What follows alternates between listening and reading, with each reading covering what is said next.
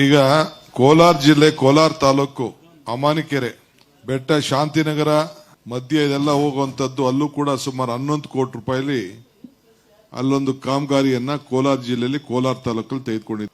ಒಟ್ಟು ಇನ್ನೊಂದು ಕೋಲಾರ ಜಿಲ್ಲೆ ಅಮಾನಿಕೆರೆ ಅಂತರಂಗದ ಬೆಟ್ಟದಿಂದ ಶಾಂತಿನಗರ ನಗರಕ್ಕೆ 79 ಕೋಟಿ ರೂಪಾಯಿ ಅಂದಾಜು ವೆಚ್ಚದಲ್ಲಿ ಕಾಮಗಾರಿ ತೆಗೆದುಕೊಳ್ಳಲು ಇವತ್ತು ಅನುಮತಿಯನ್ನು ಕೊಟ್ಟಿದ್ದೇವೆ. ವಿಶಾಲವಾದ ಹೊಸ Shri Venu TVS showroom Kolar bypass Maruti Nexa car showroom ಪಕ್ಕ ಕಿಯಾ ಶೋರೂಮ್ ಎದುರು ಪ್ರಾರಂಭವಾಗಿದೆ. ಬುಕಿಂಗ್ ಆಫರ್ಸ್ ಮತ್ತು ಸರ್ವಿಸ್ಗಾಗಿ ಕೂಡಲೇ ಸಂಪರ್ಕಿಸಿ 9986833899.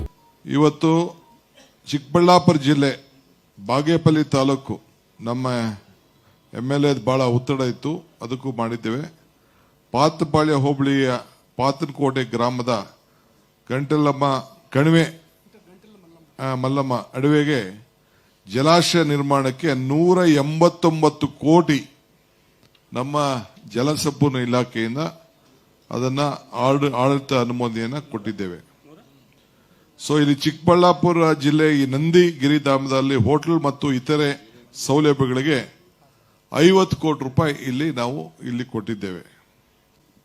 ಗಣಿಗಾರಿಕೆಯಲ್ಲಿ ನಡೆದಂತ ಅಕ್ರಮ ತನಿಖೆ ಕರ್ನಾಟಕ ಲೋಕಾಯುಕ್ತ ಸಂಸ್ಥೆ ರಚಿಸಲಾದ ವಿಶೇಷ ತನಿಖಾ ತಂಡ ಅವಧಿ 1/7/25ರಿಂದ ವಿಸ್ತರಣೆ ಮಾಡಿ ಅದಕ್ಕೊಂದು